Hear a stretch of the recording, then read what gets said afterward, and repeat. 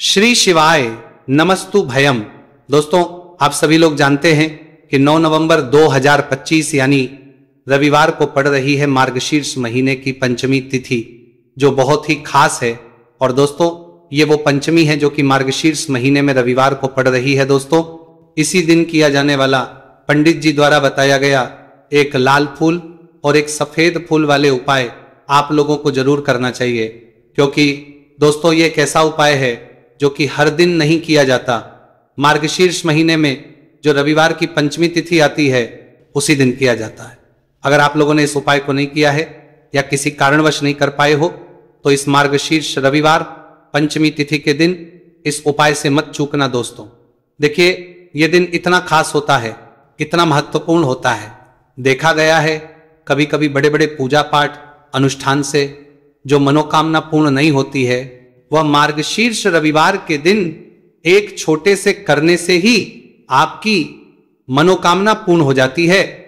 और बहुत सारे लोगों ने इस उपाय को किया भी है और उनको इस उपाय को करने का फल भी जरूर मिला है। अगर आप लोग भी इस उपाय को इस रविवार के दिन करना चाहते हैं तो आप इस उपाय को पहले अच्छे से समझ लेना, सुन लेना, उसके बाद करना। आपको इस उपाय का फल जरूर मिलेगा, आपकी सभी मनोकामनाएं पूरी हो जाएंगी। दोस्तों, हम आपको यहां पर बता दें कि ये जो एक लाल फूल और एक सफेद फूल वाले उपाय है, ये उपाय पंडित जी ने अपनी अभी की सीहोर की कथा में ही बताया है। उपाय को करने से आपके घर में चाहे किसी भी प्रकार की दुहक और समस्या क्यों ना चल रही हो, आपको उसका कारण भी नहीं पता है कि भाई ये समस्या किस कारण से चल रही है, उसका कुछ भी कारण हो सकता है। जैसे पितृदोष हो सकता है, कालसर्प दोष हो सकता है, या किसी भी तरह का मंगल दोष भी हो सकता है, और भी बहुत तरह के दोष होते हैं, कुछ भी हो सकता है। पर आपको इस उपाय को करने के लिए अपने दोष को पता लगाने की भी जरूरत है।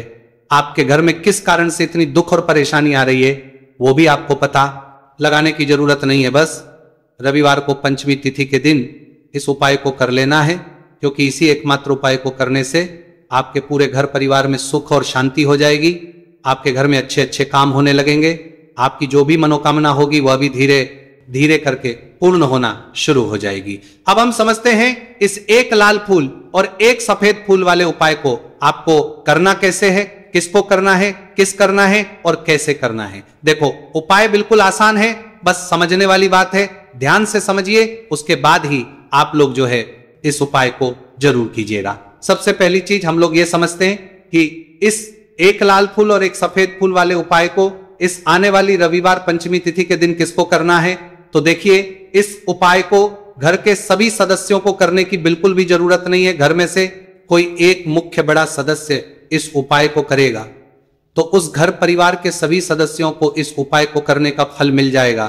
पर वो बड़ा सदस्य कौन होगा, कौन व्यक्ति इस उपाय को करेगा, तो यहां पर देखिए हम आपको बता दें, घर की जो बड़ी माताएं बहनें होंगी, घर की बड़ी माताओं बहनों में से कोई भी एक माता बहन इस वाले उपाय को कर सकती है अपने पूरे घर परिवार के लिए। घर में सभी सदस्यों को इस उपाय को करने की जरूरत नहीं है। मात्र घर की जो माताएं बहनें हैं उनमें से कोई भी एक माता बहन इस वाले उपाय को करेगी तो उसके घर परिवार के पूरे सदस्यों को इस उपाय का फल मिलेगा। अगर किसी कारणवश माताएं बहनें घर में उपस्थित ना हो या वो इस उपाय को ना कर रही हो, कुछ दिक्कत हो, तो भाई उस जगह पर फिर घर का कोई बड़ा व्यक्ति भी इस उपाय को कर सकता है। माताओं बहनों के कहने का मतलब यह था कि माताएं बहनें घर की लक्ष्मी होती है। जब घर की लक्ष्मी कोई उपाय करती है तो निश्चित ही भगवान शिव जी जल्दी प्रसन्न होते हैं और उपाय का फल में बहुत जल्दी और बहुत बड़ा करके भी यहां पर देते हैं। तो आप लोग ये बात समझ गए होंगे। अब हम ये बात समझते हैं कि इस वाले उपाय को हमें करना किस समय है। एक लाल फूल और एक सफेद फूल वाले उपाय को हमें पंचमी तिथि के दिन करना किस समय है। तो देखिए, इस उपाय को करने का जो समय है, सुबह का समय भी है और शाम का समय भी है। अब देखिए, यहां पर हम मुख्य रूप से सुबह का समय नहीं बोलेंगे, क्योंकि देखिए ये जो पंचमी तिथि है, और आप सभी लोग जानते हैं रविवार पंचमी तिथि के दिन का प्रदोष काल का मतलब शाम का जो समय होता है ना, इस दिन भगवान शिव जी का सबसे प्रिय दिन होता है। तो आप लोग इसे एक लाल फूल एक सफेद फूल वाले उपाय को सुबह के समय भी कर सकते हो और शाम के समय प्रदोष काल में भी कर सकते हो। सुबह के समय अगर कर रहे हो तो 10 या फिर 11 बजे तक भी अगर उपाय करोगे तो भी आपको उपाय का फल मिलेगा। वही अगर शाम के समय कर रहे हो तो इस दिन जरूर शाम के समय का ध्यान रखना कि शाम के 6 बजे से लेकर 7 बजे के बीच में अगर आप इस उपाय को कर सकते हो तो बिल्कुल कर लेना, पूरी कोशिश करना। पर अगर किसी कारणवश इस समय के बीच में ना कर पाओ तो रात 8 बजे तक भी अगर आप उपाय को करोगे तो आपको उपाय का फल जरूर मिलेगा।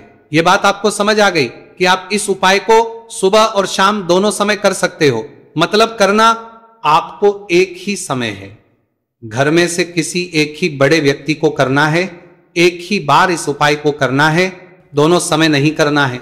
आपको जो समय अच्छा लगे आप उस समय पर इस वाले उपाय को कर सकते हैं। तो चलिए जानते हैं इन विशेष उपायों के बारे में।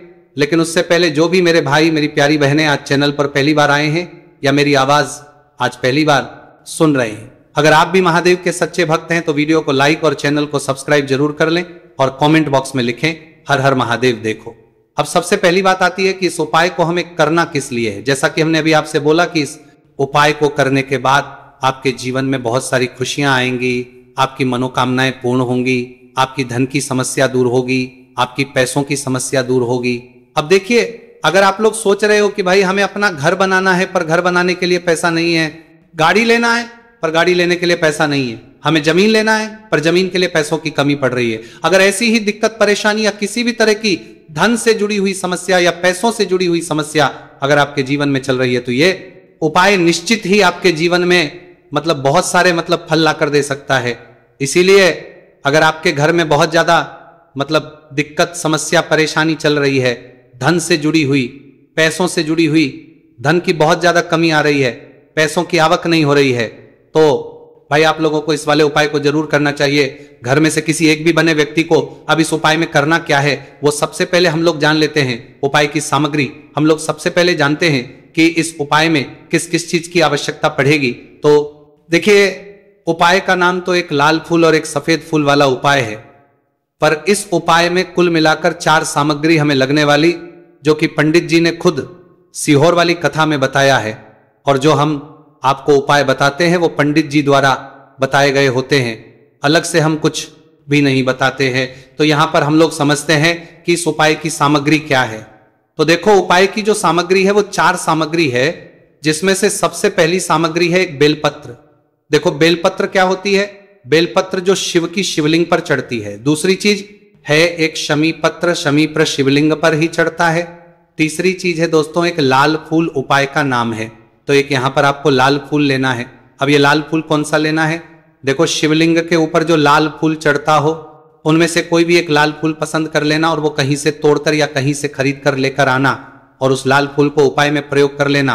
उसके बाद में एक सफेद फूल का विशेष रूप से ध्यान रखना, जो सफेद फूल शिवलिंग पर चढ़ता हो सिर्फ वही सफेद फूल लेकर आना, इसके अलावा कुछ मत लेकर आना, लेकिन केतकी का मत लेना। तो एक एक मात्रा में ही आपको ये चारों सामग्री चाहिए, एक बेलपत्र, एक शमी पत्र, एक लाल फूल और एक सफेद फूल। ये चारों सामग्री आप लोग तैयार करके रख लें। प्रदोष काल में या सुबह के समय जब भी आप इस उपाय को कर रहे हैं, जैसे ही आपके उपाय की सामग्री तैयार हो जाती है तो क्या हम सीधा उपाय को करने के लिए इन चारों सामग्री को मतलब उपाय करने के लिए जा सकते हैं? नहीं। तो यहां पर आपको इस बात का ध्यान रखना है कि हम भगवान शिव जी को प्रसन्न करने के लिए तो जा रहे हैं, हम अपनी मनोकामना को पूर्ण करवाने के लिए तो जा रहे हैं, पर हमें यह दर्शाना बिल्कुल भी नहीं है कि हम सिर्फ अपने फायदे के लिए भगवान शिव जी के मंदिर में आए हैं। इसलिए हम इस उपाय को करने के साथ साथ में भगवान शिव जी की पूजन अर्चना के लिए कुछ सामग्री भी जरूर लेकर जाएंगे। जैसे कि सुबह समय अगर आप उपाय को कर रहे हो इस एक लाल फूल और एक सफेद फूल वाले उपाय को, तो भाई सुबह के समय आपको 1 लोटा जल लेकर जाना है। जो लोग प्रतिदिन शिव जी के मंदिर जाते हैं, पूजन अर्चना करते हैं, जल चढ़ाते हैं, फूल बेल पत्र सब कुछ चढ़ाते हैं, भाई वो अपनी पूजन अर्चना वैसी की वैसी ही करना। बाकी जो सिर्फ उपाय को करने के लिए जा रहा है, जो कुछ भी लेकर नहीं जा रहा है, उसे कम से कम 1 लोटा जल अपने घर से भरकर लेकर जाना, अगर आप उपाय को कर रहे हो, है ना। क्योंकि इस वाले उपाय को आप भगवान शिव जी की पूजन अर्चना करने के बाद ही करना। वहीं अगर बात करें शाम के समय की, अगर कोई व्यक्ति शाम के समय प्रदोष काल में इस वाले उपाय को कर रहा है तो भाई आपको मात्र घी का दीपक तैयार करना है। ये बात हम हमेशा बोलते हैं, शाम के समय प्रदोष काल में कोई कर रहे हो ना, तो दीपक का विशेष महत्व होता है। रविवार पंचमी तिथि, दिन का प्रदोष काल में जो भी व्यक्ति दीपक जलाता है ना भगवान शिव जी के मंदिर में, भाई उसके जीवन से सारी दुख और परेशानियां भी दूर होती हैं। तो भाई इस दिन दीपक का विशेष रूप से ध्यान रखना आप लोग। अगर आप इस उपाय को शाम के समय प्रदोष काल में कर रहे हो, है ना, ये जो दीपक आप लोगे ये आटे का लोगे। जो आटा आप गूंद दोगे उसके अंदर कुछ भी मत डालना, मात्र सादा आटा लगाकर उसे तैयार कर लेना और एक मीडियम साइज का दीपक तैयार कर लेना। दीपक ना ज्यादा छोटा हो ना ज्यादा बड़ा हो, है ना। उसके बाद में दीपक आपका तैयार हो जाए तो इसके अंदर जो बत्ती रखोगे वो गोल बत्ती रखोगे। देखो गोल बत्ती भी दो तरह की होगी, एक बाजार की और एक घर वाली। तो कोशिश करना अपने घर में जो रुई रखी हुई है उस रुई से आप लोग एक गोल बत्ती अपने ही हाथों से बनाओ। उपाय का फल अच्छा मिलता है। भगवान शिव जी जल्दी प्रसन्न होते हैं जब हम किसी भी उपाय को अपने हाथों से परिश्रम करके तैयार करते हैं। तो आपको उस दीपक के अंदर एक गोल बत्ती रख देनी है। इसके अंदर जो चीज आप लोग डालोगे वो डालोगे शुद्ध देसी गाय का घी। इस बात का विशेष रूप से ध्यान रखना, शुद्ध देसी गाय का घी ही डालना है, तेल वगैरह नहीं। आज के दिन तो मत डालना, रविवार पंचमी तिथि के दिन, क्योंकि भगवान शिव जी का सबसे प्रिय दिन और प्रिय समय पर हम लोग इस वाले उपाय को कर रहे हैं। तो थोड़ा सा शुद्ध गाय का घी इतना डालना कि वो दीपक कुछ समय तक चल सके। ना बाजार वाला मिलावटी घी डालना, ना भैंस का घी डालना, शुद्ध देसी गाय का घी। आपको ढूंढने में थोड़ी मतलब मेहनत लगेगी और महंगा भी मिलेगा, पर गाय के घी से भगवान शिव जी प्रसन्न होते हैं और उसी शुद्ध देसी गाय के घी से घर में बरकत भी बनी रहती है और हमारे घर में सुख शांति भी बनी रहती है। इसलिए इस शुद्ध देसी गाय का घी अपने घर में हमेशा रखा करो। वो भगवान शिव जी के कार्यों में भी उपयोग में आता है और उपायों में भी हम लोग प्रयोग कर सकते हैं। तो यहां पर आपकी सारी तैयारियां हो चुकी है। उपाय को करते समय शुद्धता का विशेष रूप से ध्यान रखिएगा। सुबह कर रहे हो तो भाई सुबह तो आपको स्नान करना ही करना है। बाकी शाम को कर रहे हो तो शाम को मात्र हाथ मुंह धोकर भी आप लोग इस वाले उपाय को कर सकते हो, कोई दिक्कत वाली बात नहीं है भाई। उपाय की पूरी सामग्री तैयार कर और पूजन सामग्री लेकर आपको भगवान शिव जी के मंदिर पहुंचना है, जो आपके घर के पास में हो, जहां पर शिवलिंग विराजित हो, शिवालय हो, वहां पर आप लोगों को पहुंचना है। और जैसे ही आप भगवान शिव जी के मंदिर में पहुंचते हो वहां पर जाकर ही उपाय शुरू नहीं करना है। पहले आपको भगवान शिव जी की पूजन अर्चना करना है। पूजन अर्चना कैसे करोगे? सुबह के समय गए हो तो एक लोटा जल वगैरह जो भी पूजन सामग्री लेकर गए हो उससे पहले पूजन सामग्री आप लो, मतलब पूजन भगवान शिव जी की कर लो। जो व्यक्ति सिर्फ एक लोटा जल लेकर गए हैं वो शिव जी के शिवलिंग पर मात्र एक लोटा जल एक धारा से धीरे धीरे करके चढ़ा लो। अपनी पूजन अर्चना आप लोग जो है पूरी कर लो पहले। उसी के बाद अगर आप शाम के समय कर रहे हो तो पहले जाकर बैठना है भगवान शिव जी के शिवलिंग के पास में। आप जो दीपक तैयार करके लेकर आए हो उस दीपक को पहले जलाना है। ये जो दीपक आप लोग जलाओगे ना, ये किसी और की माचिस से मत जला, अपनी ही माचिस अपने ही घर से लेकर आना और इस दीपक को अपने ही माचिस से जलाना।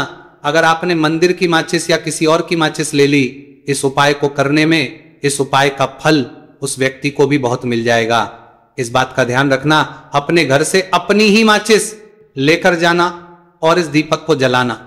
दीपक को जलाने के बाद भगवान शिव जी की शिवलिंग के पास में रख देना। शिवलिंग के इतना पास में मत रखना कि शिव जी को आंच लगे, थोड़ी सी दूरी बनाकर ही जो है इस दीपक को शिवलिंग के पास में आप लोग रख दीजिएगा। अब जैसे ही आपकी पूजन अर्चना हो जाती है भगवान शिव जी के शिवलिंग के सामने या आसपास कहीं पर भी बैठ जाइए उपाय को करने के लिए। और उपाय को करने से पहले आप लोग अपनी वो चारों पूजन सामग्री निकाल लीजिए, उपाय की जो सामग्री है वो निकाल लीजिए और भगवान शिव जी के शिवलिंग के ऊपर एक माता अशोक सुंदरी जी का स्थान देख लीजिए। माता सुंदर जी का जो स्थान होता है वो जलाधारी के ऊपर होता है, जलाधारी के बिल्कुल बीचों बीच में होता है। आप लोगों ने देखा भी होगा शिवलिंग की जलाधारी होती है। जलाधारी के बिल्कुल बीचों बीच का जो स्थान होगा वो माता अशोक सुंदर जी का स्थान होगा, क्योंकि यहीं पर हमें ये जो है उपाय को करना है।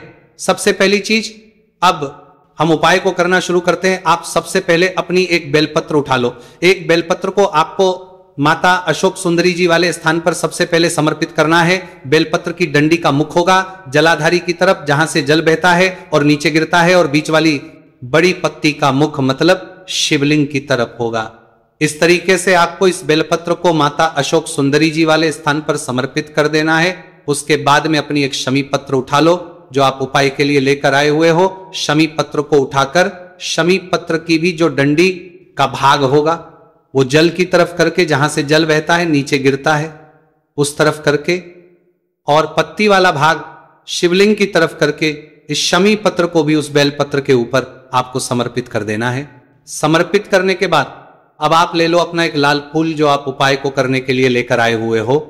इस लाल फूल का जो खिला हुआ भाग होगा, चाहे वो गुलाब का फूल हो, चाहे कोई सा फूल जो शिवलिंग पर चढ़ता हो, भाई उस फूल का जो खिला हुआ भाग होगा वो शिवलिंग की तरफ होगा।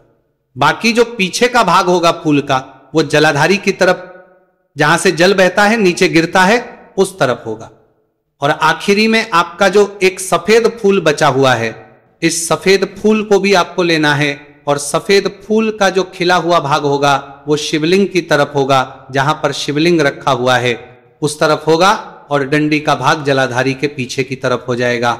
मतलब जो जहां से जल बहता है और नीचे गिरता है, जब आप एक बेलपत्र, एक शमी पत्र और एक लाल फूल, एक सफेद फूल चढ़ा रहे हो, तो उस समय आप लोगों को कांता भगवान या कांता चक्र का नाम लेते हुए ही जो है इस उपाय को करना है, और भगवान शिव जी और नारायण जी का स्मरण करते हुए ही इस उपाय को आपको करना है। तो जब भी आप एक बेलपत्र, एक शमी पत्र, एक लाल फूल और एक कमी हो रही है, जो भी दुख और समस्या परेशानी चल रही हो, आपको अपनी वह दुख और जो है भगवान शिव जी से उपाय को पूरा करने के बाद वहीं पर पास में बैठकर बोल देना है, हाथ जोड़ के आंखें बंद करके अपनी परेशानी और श्री शिवाय नमस्तुभयम का जाप करना है। दोस्तों, आज हमने इस वीडियो में कुछ उपाय बताए हैं जो आपको करने हैं। अगर आपको वीडियो अच्छी लगी हो तो वीडियो को 1 लाइक और चैनल को सब्सक्राइब जरूर करें। हर हर महादेव।